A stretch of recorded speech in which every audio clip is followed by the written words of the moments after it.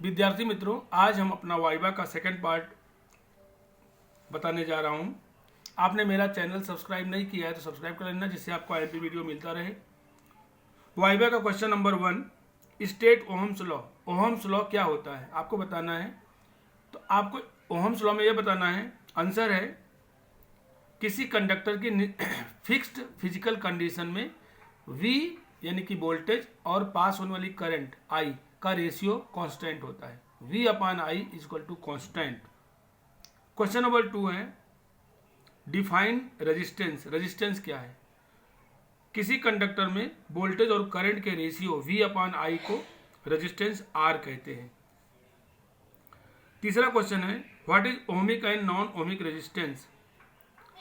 Ohmic resistance वो होता है जो ओहम्स के लॉ को फॉलो करता है, और नॉन ओहमिक रेजिस्टेंस वो होता है जो ओहम्स के लॉ को फॉलो नहीं करता है।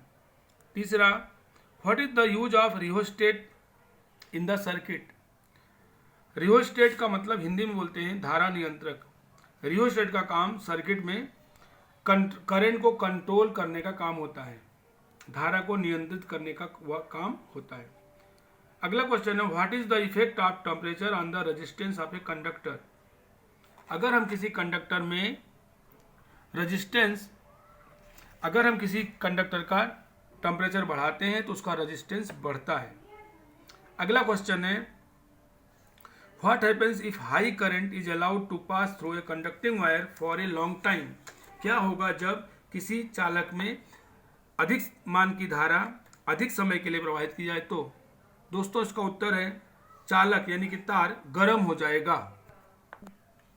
विद्यार्थी मित्रों, हमारा नेक्स्ट क्वेश्चन है, on what factors the resistance of the conducting wire depends upon.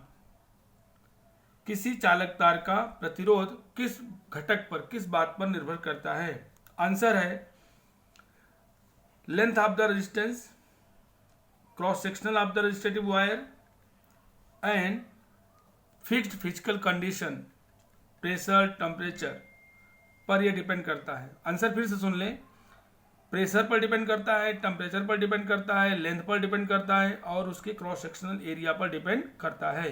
Hindi में जवाब सुन लें, ताप पर डिपेंड करता है, दाब पर डिपेंड करता है, लंबाई पर निर्भर करता है तार की, और तार के अनुप्रस्थ काट के क्षेत्रफल पर निर्भर करता है।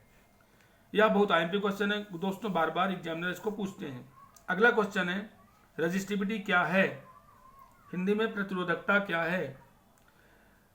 इसका आंसर है कंडक्टिविटी का रेसिप्रोकल रेजिस्टिविटी होता है, चालकता का व्युत्क्रम प्रतिरोधकता होता है। यह किस बात पर निर्भर करती है। रेजिस्टिविटी किस बात पर निर्भर करती है, प्रतिरोधकता किस बात पर निर्भर करती है। आंसर है कास्ट ऑफ द कंडक्टर और temperature of the conductor.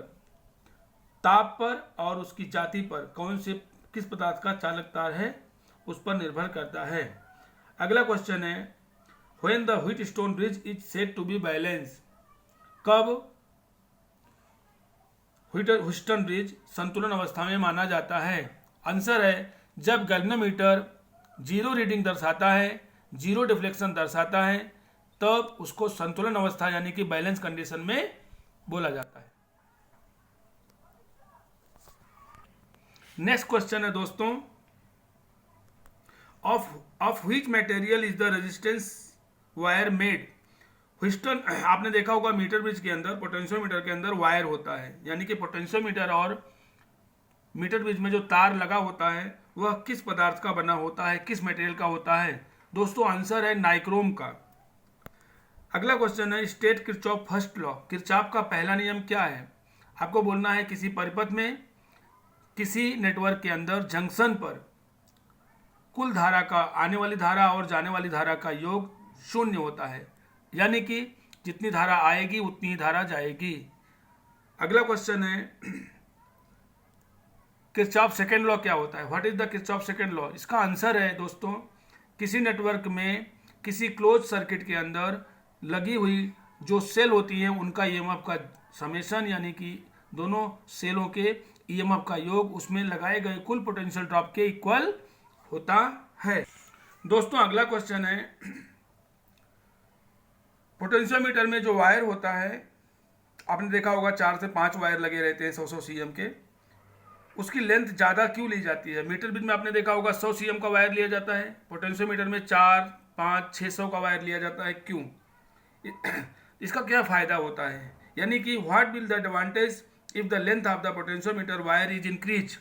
Answer है दोस्तों, पोटेंशियल ग्रेडियंट इसका कम होगा, यानी कि विभव प्रवणता इसका कम से कम प्राप्त होगी। इसके लिए हम वायर को बढ़ा लेते हैं।